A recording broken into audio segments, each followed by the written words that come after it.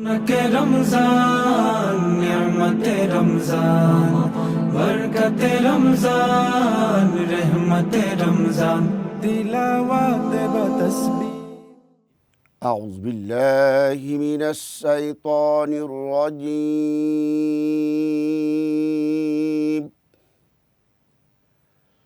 بسم الله الرحمن الرحيم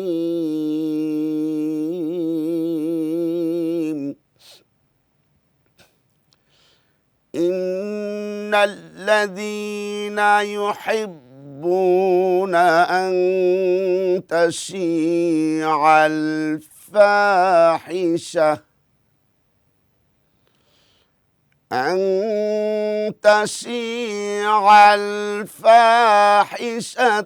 في الذين آمنوا لهم عذاب أليم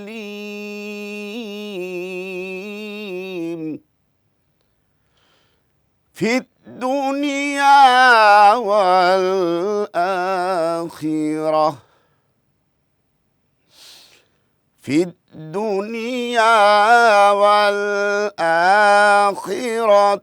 والله يعلم وأنتم لا تعلمون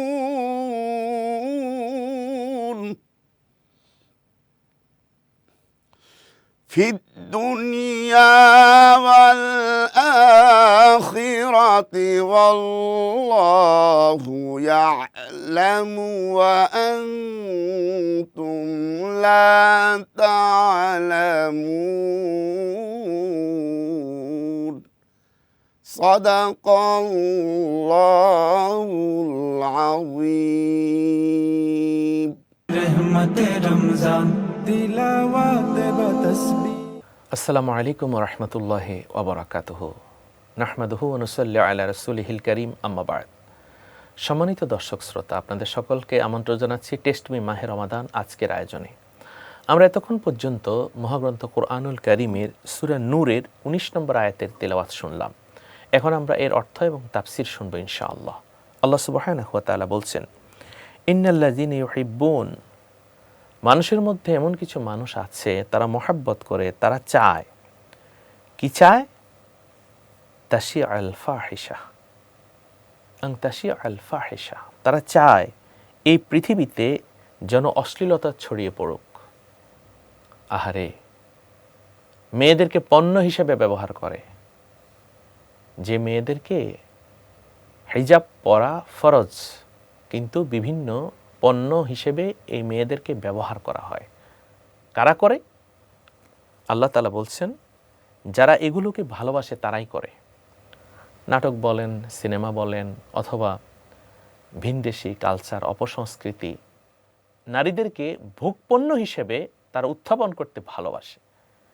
কিন্তু কুরআনুল কারীম আমাদেরকে যে কথা বলেছে, ওয়াকরনা ফি বুয়ুতিকুন্না ওয়ালা তাবাররাজনা তাবাররুজাল জাহিলিয়াতিল উলা, হে নারী সমাজ, তোমরা তোমাদের ঘরে অবস্থান করো, আর তোমরা সেই জাহিলি যুগের যে সকল নারীরা অশ্লীলতা করত, পাপাচার করত, তাদের মতো তোমরা হইও না। তোমরা যদি চাকরি করো, পর্দা মেনটেন করে করো। তোমরা ব্যবসা করো, সেটাও তোমরা হিজাব পরে পর্দা মেনটেন করে তোমরা করো। কিন্তু যারা এই নারীদের বিভিন্ন অবয়ব অথবা নারীদেরকে যারা অশ্লীলতার প্রতীক হিসেবে পৃথিবীতে পরিচিত করতে চায়, আল্লাহ সুবহানাহু ওয়া তাআলা বলছেন, আহারে, তারা তো মানুষ নয়, তারা কখনো মানুষ হতে পারে না।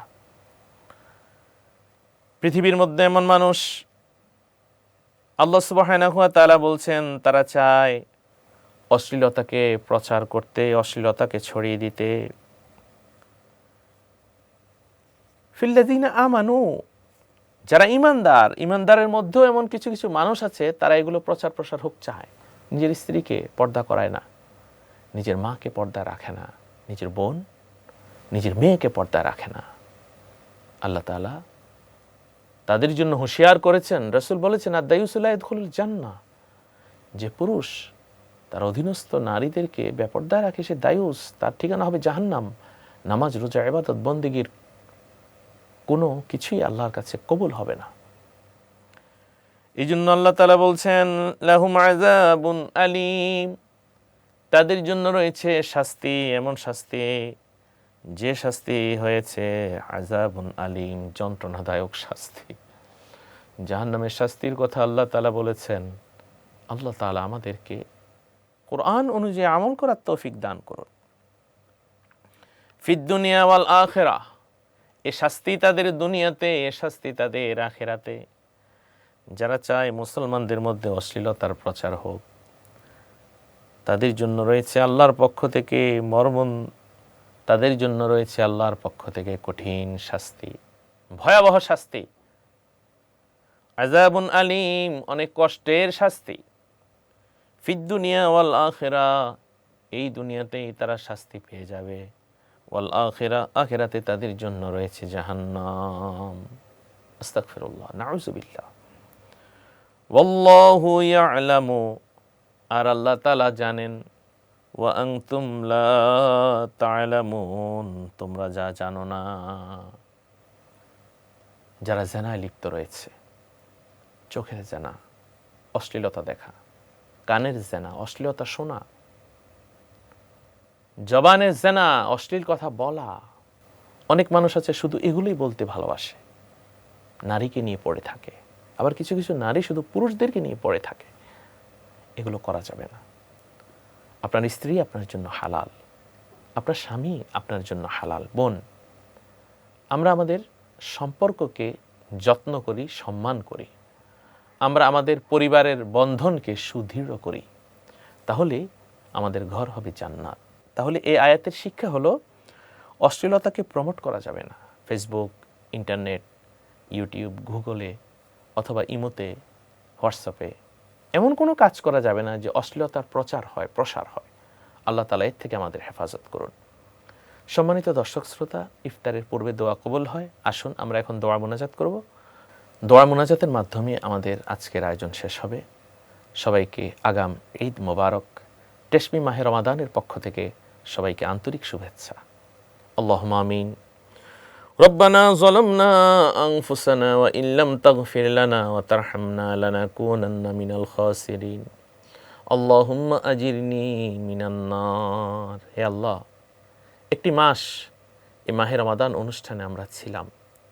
রব্বুল আলামিন কোরআনের তেলাওয়াত শুনেছি, কোরআনের অর্থ শুনেছি, কোরআনের তাফসীর শুনেছি, ইফতারের পূর্বে দোয়া মুনাজাত করেছি।